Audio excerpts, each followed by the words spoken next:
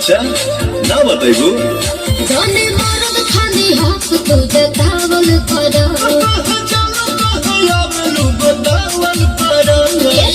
अभिला नाई कमानी बोली करे आइल बनी उठे ना ज्यादा सवाल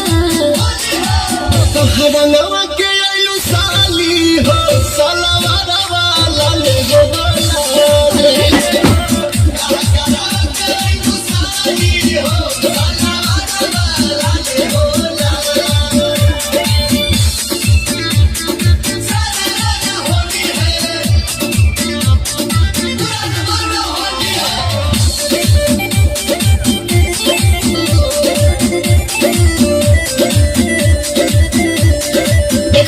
चला भजने सहसन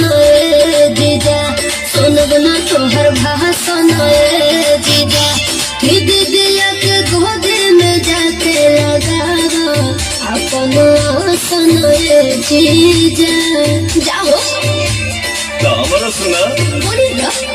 ओ हमरा ऊपर से हो तो फीलिंग होता तोहर की भाई अही करल बाटे देख तो